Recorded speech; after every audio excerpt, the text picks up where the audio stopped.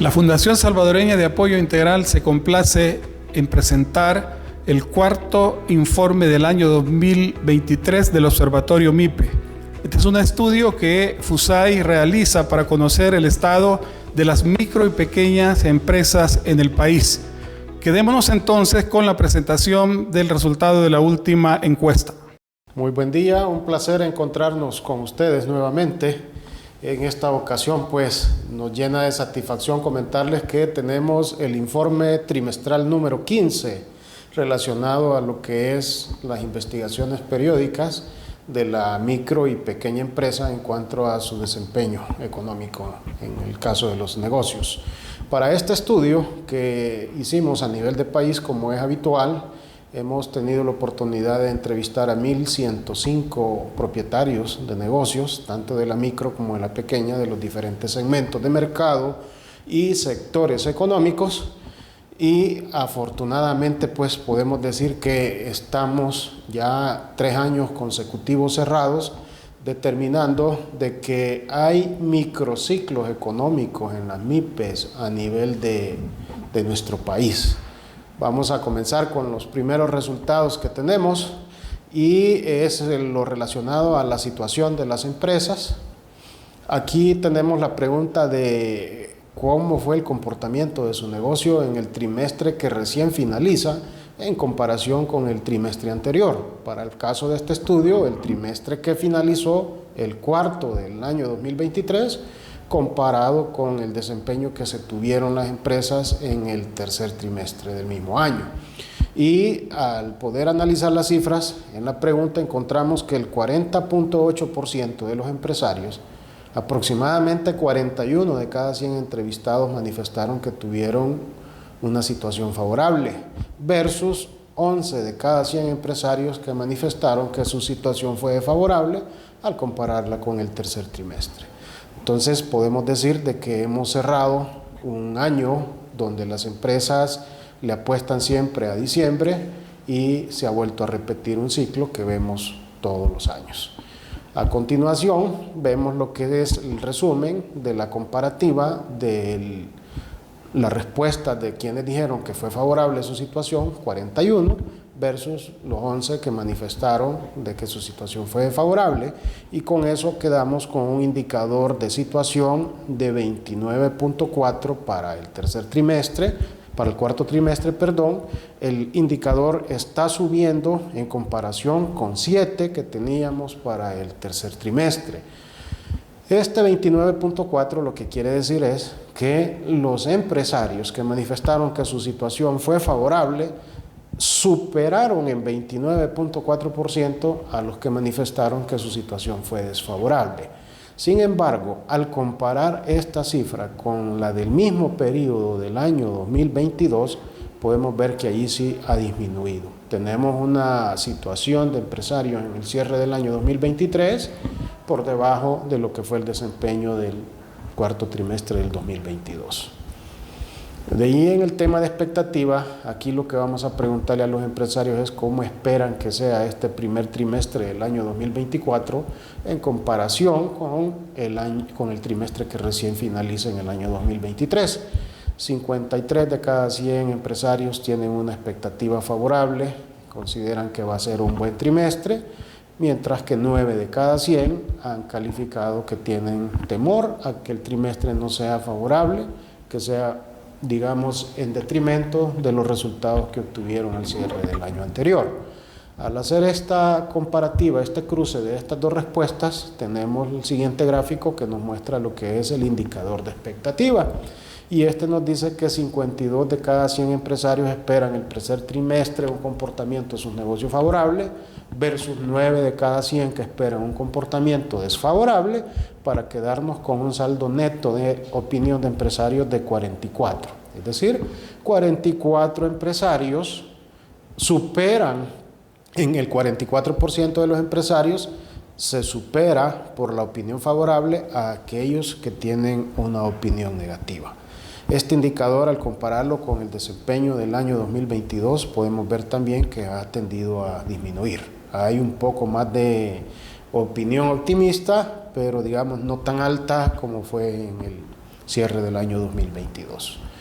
Luego de estos dos componentes pasamos a lo que es el elemento confianza empresarial, y aquí tenemos tres franjas, una verde, una amarilla y una roja. La franja roja nos dice que si el punto cae ahí abajo de menos 20, significa que estamos en un momento coyuntural de la economía pesimista, que no es momento propicio para la inversión, ni para el clima de negocios, ni para poder aumentar la producción. Si estamos en una franja amarilla, los empresarios están considerando que los próximos meses la economía va a tener un comportamiento similar al último trimestre.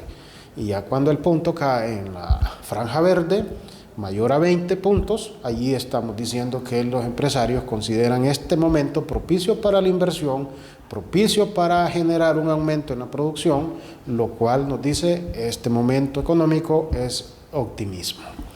Podemos ver que el indicador pasó de 32.2 a 36. Entonces estamos en un pleno optimismo de confianza empresarial. Luego de eso tenemos esta gráfica que es la comparativa de cada uno de los trimestres en los últimos 3 años, y podemos ver que el momento de mayor optimismo que los empresarios nos han manifestado fue en el último trimestre del año 2022, que es la línea gris, con 47 puntos. Luego este año 2023 ha caído el indicador a 36.6, y el año 2021 que el indicador fue de 32.7. Sin embargo, como decimos, todo el año la línea punteada, podemos ver el año 2023 ha sido un desempeño económico para los empresarios de manera optimista, en el cual han considerado que han sido momentos propicios cada uno de los meses para poder generar mayores volúmenes de venta, para poder impulsar la inversión y aumentar sus niveles de productividad. Pasado esto, llegamos a lo que es el último componente del informe, que es el índice de confianza empresarial. Este índice, cada trimestre estamos comparando los resultados de la confianza con la confianza empresarial que se tuvo en el segundo trimestre del año 2021, en el primer trimestre del año 2021, que es el periodo base. Entonces, si el indicador supera 100, significa que los empresarios van por una buena marcha económica. Y si el indicador se nos va abajo de 100, significa que hay un poco de dificultades en el tema de los negocios, en el quehacer de los negocios de las empresas, de los micro y pequeños empresarios. En el cuadro podemos ver cómo el indicador de 104.5 que se obtuvo hoy al cierre del año 2023 incrementó en 2 puntos comparado con el tercer trimestre de 2023. Sin embargo, comparado con el cuarto trimestre del año 2022, punto a punto, el indicador ha disminuido en 4.5. Hay un nivel, como decíamos, de optimismo en los empresarios, pero digamos hay una marcha económica un poco más lenta que la dinámica que se tuvo en el año 2022. Pasamos a la siguiente diapositiva y aquí podemos ver cómo estamos por cada uno de los sectores económicos y los segmentos, marcando tendencia hacia la baja negativa en el indicador únicamente el sector servicios. Luego todos los segmentos de mercado se encuentran con un saldo positivo arriba de 100 y el resto de sectores económicos también, que les favorece la dinámica comercial que hay por el momento. En la siguiente gráfica tenemos los diferentes inhibidores, que son los elementos que medimos cada uno de los trimestres, por los cuales los empresarios consideran que la marcha de sus negocios se ve estancada, y vemos que el tema del aumento de la competencia, un 44% de los empresarios lo resienten. En el tema de la delincuencia, apenas 1 de cada 100 empresarios manifiesta que se ha visto afectado por este tema. Luego, la parte de las dificultades financieras, andamos con un indicador de 30 de cada 100 empresarios que presentan problemas para poder adquirir nuevo financiamiento para capital de trabajo o para readecuar sus deudas. En el caso de la disminución de la demanda, también tenemos 30 de cada 100 empresarios entrevistados afectados. Las disposiciones municipales para operar tenemos 7 de cada 100 empresarios. La escasez de mercadería para comprar, hay un indicador de 18 de cada 100 empresarios. Este indicador, si lo vemos comparado con el trimestre anterior, nos decían 26 de cada 100 empresarios que tenían limitantes para dotarse de mercadería su principal preocupación era: estamos ya cerrando septiembre y no encontramos mercadería para poder surtir nuestros negocios y aprovechar la temporada navideña. Afortunadamente este indicador hoy al cierre del año disminuyó en 8 puntos, llegando a 18. Y por último tenemos el tema de las situaciones familiares o aspectos personales que les impiden poder ir a abrir sus negocios, poder estar pendientes de sus negocios. Hay 11 de cada 100 empresarios que se encuentran en estas condiciones, que se han visto afectados debido a ello. Entonces esto es lo que traemos por el día de hoy. Podemos, digamos, decir de que tenemos un momento en el cual los empresarios les hicimos una última pregunta, y esta pregunta fue: en el momento actual de su negocio, al día de hoy, ¿cuál considera usted que es el principal problema que está afectando la operatividad de su empresa? El 37% de los empresarios manifestaron que es la inflación el principal problema, el tema de los precios elevados para comprar mercadería o materias primas. Y el 35% de los empresarios manifestaron como segundo problema, como primer problema, perdón, el segundo grupo de empresarios que manifestó como problema principal fue la disminución de las ventas. En síntesis, podemos decir que son los dos elementos que los empresarios por ahora resienten: 37% inflación, a esos 37% agreguémosle un 35% de otro grupo de empresarios que manifestó disminución de las ventas.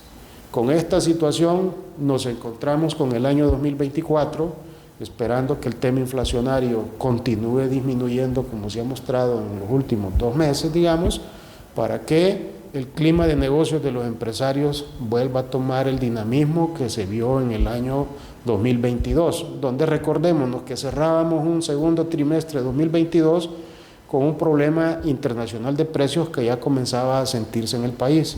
Hubieron ciertas medidas económicas de carácter político gubernamental que aliviaron esos momentos de dificultad, y es, digamos, lo que permitió que el indicador del clima de confianza mejorara en el tercero y cuarto trimestre de 2022.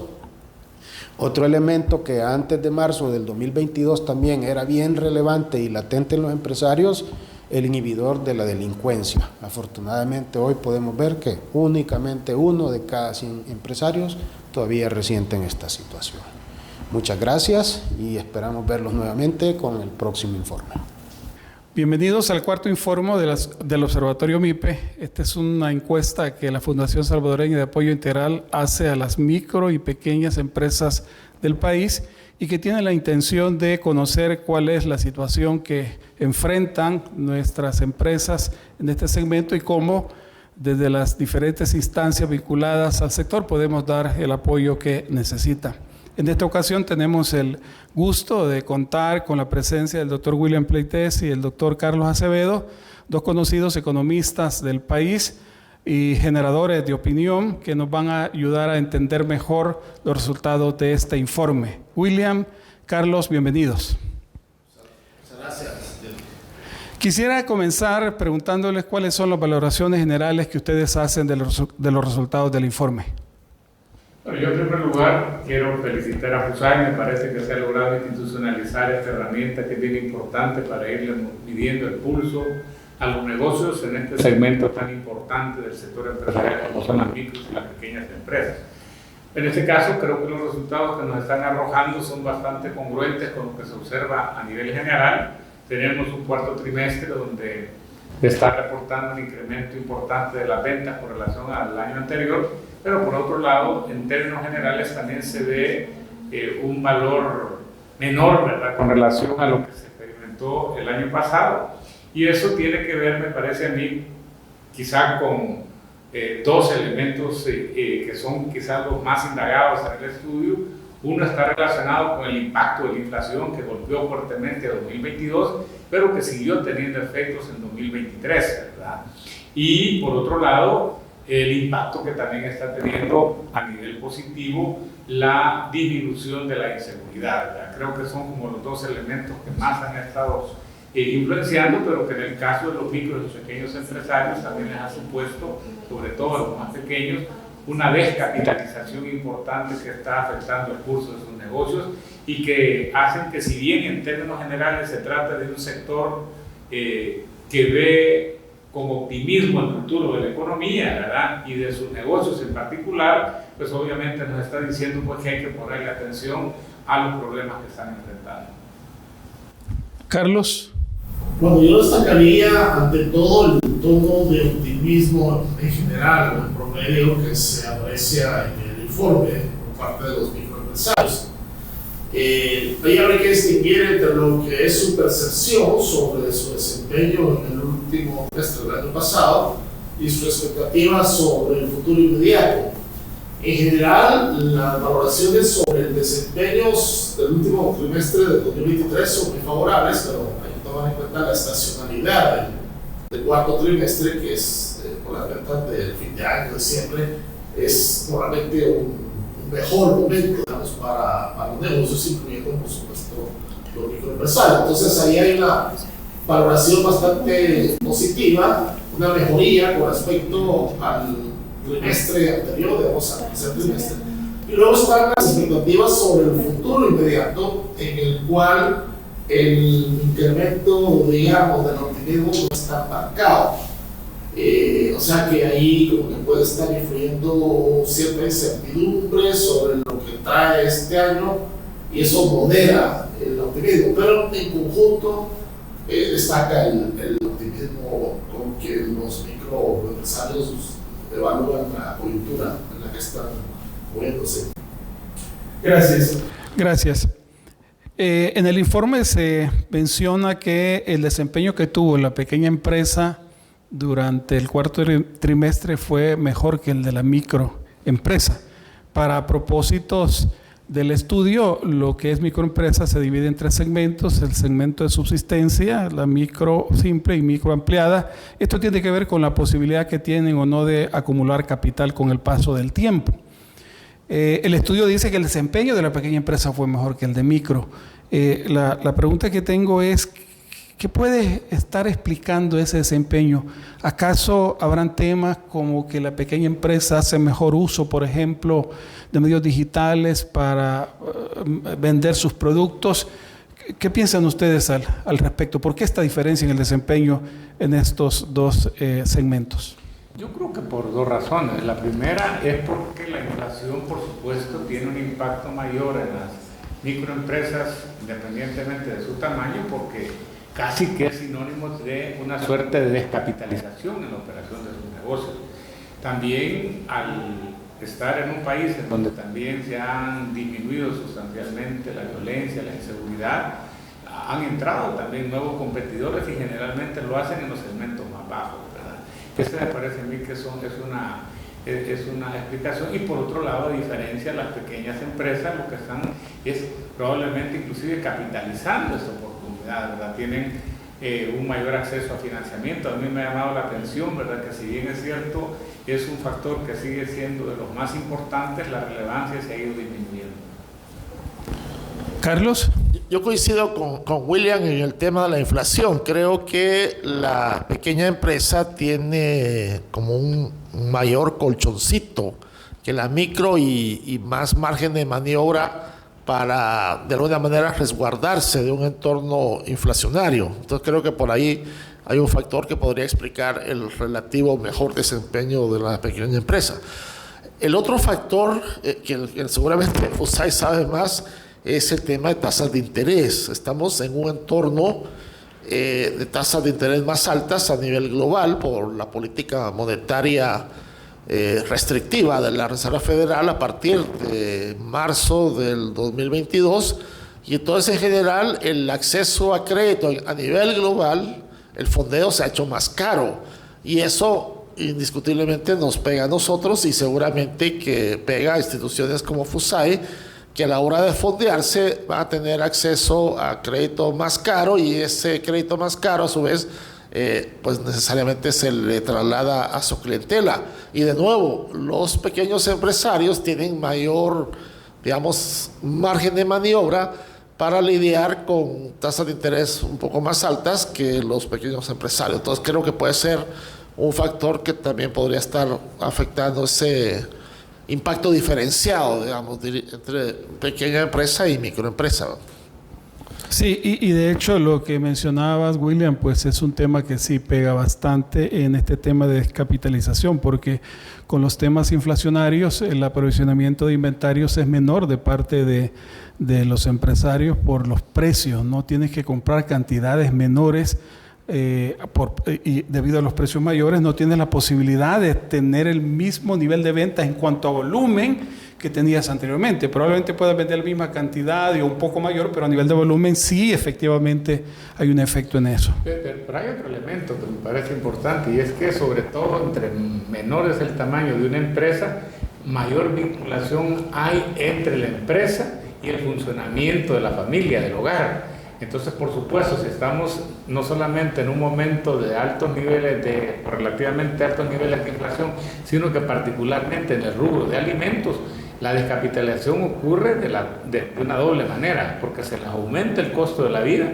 y porque por otro lado poder, en este caso, restituir inventario requiere una mayor cantidad de dinero. Totalmente. Ahora, tú hablabas también, Carlos, del tema del costo, ¿verdad? Aquí tenemos, por supuesto, un tema de mercado, un tema de riesgo, ¿verdad? Lo que es la microempresa tiende a tener un costo mayor por el nivel de riesgo mayor, y eso pues hace que evidentemente la cantidad de recursos que deban destinar para pagar cuotas se limitan, y eso afecta pues la posibilidad de poder también financiar su capital de trabajo y poder operar de mejor manera. ¿Cómo están viendo ustedes los temas de tasas de interés para este año? Porque no cabe duda, pues por el costo de atender este segmento, las tasas son altas. Es un tema de mercado. ¿Qué piensan va a pasar con las tasas de interés, dado que efectivamente probablemente estén llevando al límite a muchas empresas en su capacidad de pago? Bueno, como todos sabemos, somos una economía dolarizada que depende más de lo que pasa en Estados Unidos. En Estados Unidos ahora mismo hay un debate sobre cuál va a ser la política de tasas que la Reserva Federal va a adoptar en este año. De hecho, a raíz de la última reunión de la Reserva Federal, en que decidió mantener las tasas como están, digamos, en el rango del 5.25 al 5.5, cuando una parte del mercado esperaba que quizá iba a empezar a bajarlas, entonces ante la expectativa de que la Reserva Federal no va a bajar las tasas como se esperaba, eso ha impactado en los mercados bursátiles. Entonces, trasladando de eso a nuestro entorno, lo que significa es que probablemente vamos a lidiar este año con un nivel de tasa de interés mayor que el que teníamos en los años previos. Y esto a su vez impacta, como yo lo decía, en los costos de fondeo de las microfinancieras. Esos costos mayores hay que trasladarlos a los clientes por el mayor riesgo del microcrédito. Las tasas tienen que ser mayores. Y aunque las microfinancieras como FUSAI han desarrollado una metodología de evaluación de clientes y de cobro que optimiza el servicio de financiamiento a este segmento, inevitablemente para sobrevivir tienen que, por sus propios costos, tienen que cobrar tasas más altas a los micro que a los pequeños, y eso en este entorno de altos precios afecta los flujos de efectivo de las microempresas, como yo lo acabo de señalar, y complica la actividad económica para todo el mundo. Yo creo que también es importante quizá examinar con mayor profundidad qué es lo que está pasando particularmente con ese segmento, principalmente de las microempresas de subsistencia y quizá la de acumulación simple. A mí me da la sensación que es posible que este impacto de la inflación y el aumento de las tasas, pero sobre todo el impacto de la inflación, les puede haber llevado inclusive a que muchas de ellas probablemente han perdido el acceso, llamémosle así, a las microfinancieras formales y que estén acudiendo de manera creciente al sector informal, a los usureros, ¿verdad?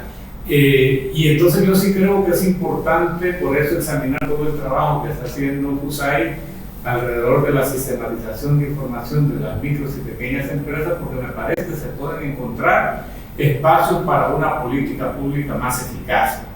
Es posible que sea necesario, por ejemplo, revisar la ley de usura, ¿verdad? Yo creo que no se ha hecho una evaluación del impacto que ha tenido. Eso generalmente está motivado a veces por reacciones más emocionales que de conocimiento de los mercados financieros.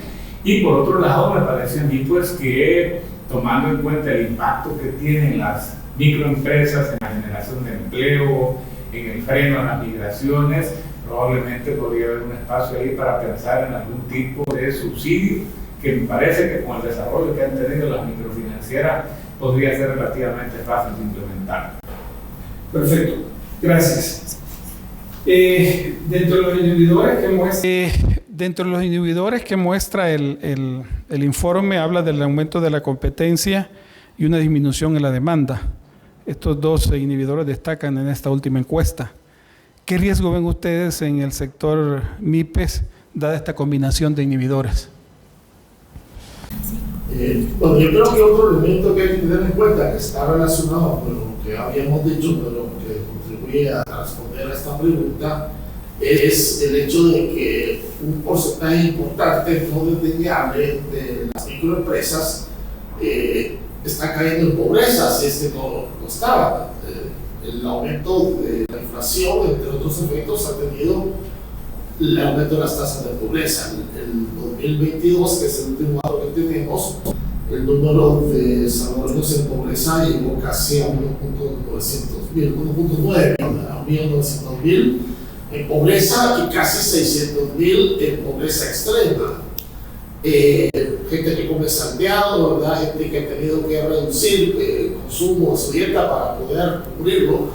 Y entonces una parte no desdeñable, una fracción no desdeñable del segmento de microempresa está ahí en esa situación. Entonces, eso inevitablemente impacta la demanda que enfrentan.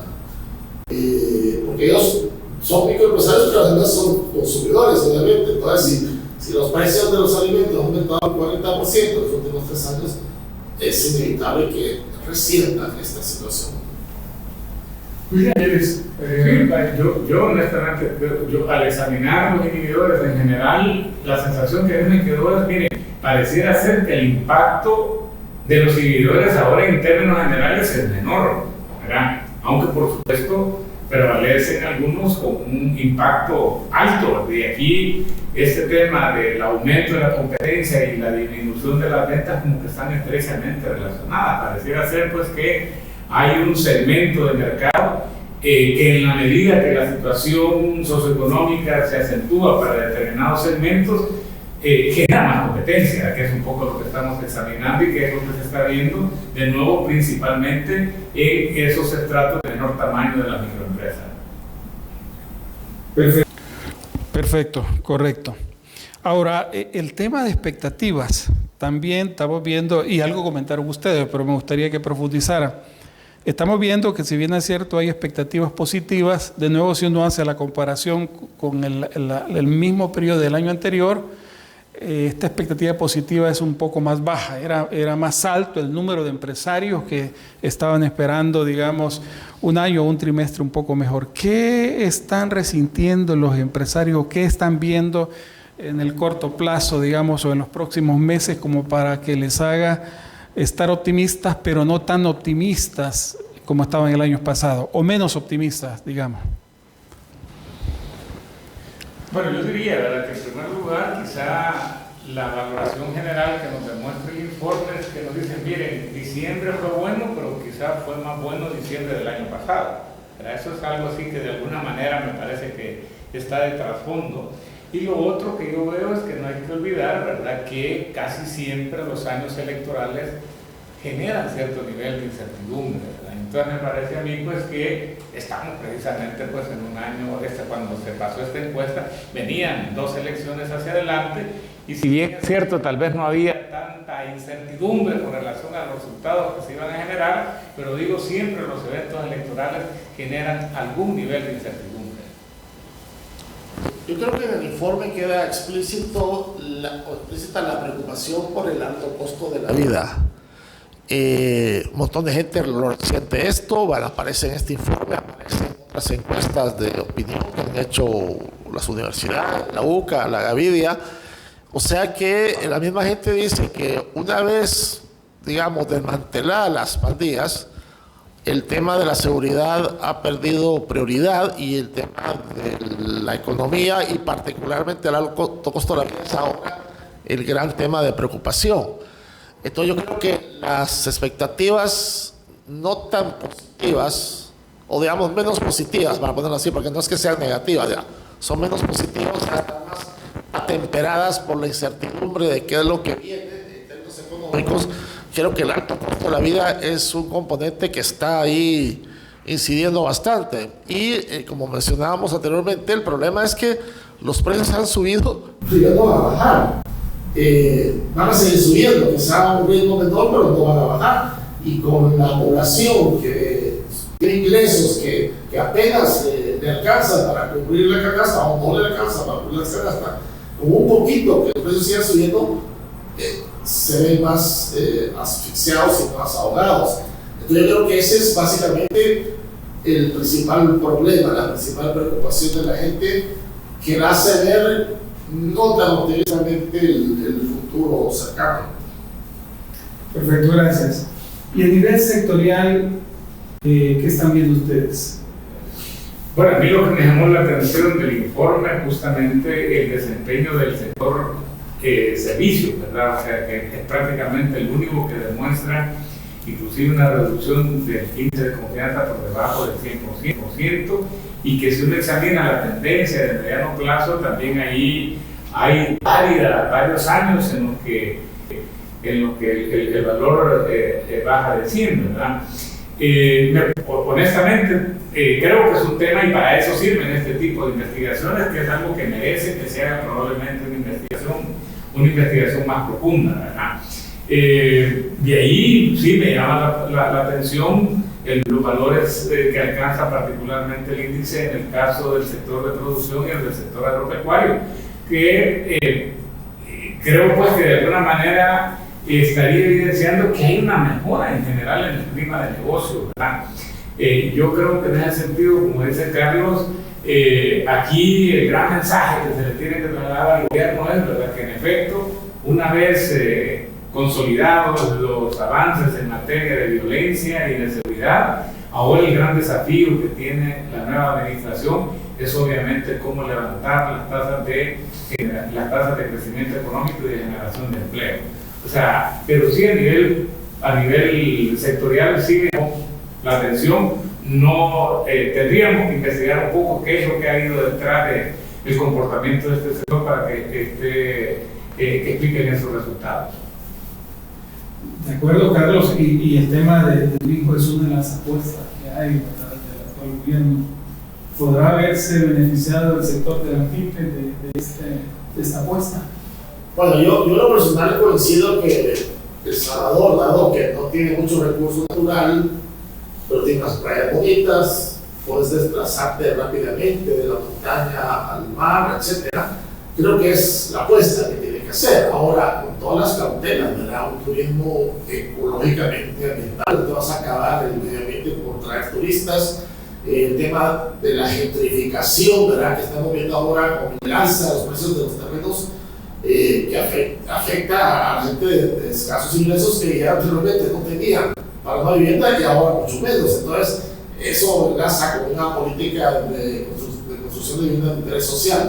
Pero bueno, con todas esas cautelas, creo que la apuesta por el turismo está bien, y en la medida en que vengan turistas, siempre florecen pequeños negocios al lado de otros negocios. Entonces, hay negocios que son como negocios ancla, puede ser un gran hotel, pero en la medida en que se hace un gran hotel, al cual no va a llegar, digamos, aparentemente, pero surgen ventecitas que de esas, ¿cómo se llama?, barcitas inflables o flotadores, ¿verdad?, para el que va a la playa, o un pequeño restaurante que vende cócteles, etc. Entonces yo creo que sí puede ser una oportunidad para florecimiento de pequeños emprendimientos, ¿verdad? Pero hay que diseñarlo de tal manera que no haya externalidades negativas en otros aspectos. Yo creo que en efecto, si algo realmente, si un sector ha tenido un crecimiento fuerte en el último año, es el turismo, ¿verdad? Y lo estamos viendo a nivel de datos globales, la cantidad de turistas extranjeros que han ingresado al país, ¿verdad? Y casi que inclusive los datos sobre el turismo interno. Y sin embargo, o sea, en realidad da la sensación también que ese fuerte incremento, esa fuerte expansión del turismo no necesariamente está permeando en mayores oportunidades, sobre todo para las empresas más pequeñas. Y ahí debería de haber de nuevo un espacio para la política pública. Cuando uno examina países en donde la expansión del turismo es fuerte, ¿verdad? Estoy pensando en países como Portugal, como España, Francia, etcétera, Italia. Generalmente hay políticas específicas para asegurar que los beneficios de esa expansión del turismo permeen, ¿verdad? En este caso en las micros y pequeñas empresas. Y aquí hay que tener en cuenta una cosa, ¿verdad? No estamos hablando de microempresas turísticas, estamos hablando de microempresas que operan en sitios turísticos, ¿verdad? De eso es de lo que estamos hablando, compadre. Entonces, en realidad, hay una serie de servicios relacionados, ¿verdad?, a la expansión del turismo, donde efectivamente hay oportunidades, ¿verdad?, para las micros y las pequeñas empresas, y simplemente me parece a mí que hay que examinar qué es lo que han hecho otros países para asegurar que estos beneficios no se concentren solamente en los segmentos más grandes. Perfecto. Estamos llegando al final de este análisis, de esta entrevista. Y quisiera pedirles entonces, a partir de los resultados que reporta la última encuesta del Observatorio MIPE, ¿qué recomendaciones darían ustedes a las instituciones y organizaciones que estamos vinculadas al sector? Ya, William, tú mencionabas el tema de políticas públicas en el caso de gobierno, pero si pensamos en ONGs, si pensamos en la academia, por ejemplo, alguna parte de la academia ha estado en años anteriores haciendo estudios, tratando de apoyar al sector MIPE, y hablamos de instituciones de microfinanzas, ¿qué podrían recomendar para potenciar a este sector o estos segmentos? Bueno, yo un principio general metodológico es que si quieres diseñar una buena política pública, tienes que tener un buen diagnóstico de la situación. Y en ese sentido, retomo la felicitación inicial de William Afusai de que esta herramienta, este insumo que representa el tomarle el pulso al sector microempresarial es fundamental para tener un buen diagnóstico. El sector de la microempresa no ha sido bien estudiado. En realidad, FUSAE es una pionera en este tipo de iniciativas, y a partir de eso se puede hacer un buen diagnóstico y entonces se pueden diseñar buenas políticas públicas. Yo me quedo básicamente con esa idea de que el mundo de las micros y pequeñas empresas es un mundo en cuyo conocimiento en los últimos 25 años se ha avanzado de manera importante en El Salvador, sobre todo desde la publicación del famoso libro blanco de la microempresa, creo que fue en 1995, pero todavía lo que se le llama el lado oculto de la luna, que es el más grande, todavía no se conoce. Hay que seguir en esta dirección. Lo bueno es que de lo poco que se conoce, me parece a mí que el tener un adecuado conocimiento ha permitido que en realidad se derrumben una enorme cantidad de mitos y paradigmas que había alrededor de las MIPES. ¿Quién se iba a imaginar que verdaderamente había un mercado financiero tan grande, ¿verdad?, como el que de alguna manera ahora aprovechan precisamente las empresas microfinancieras?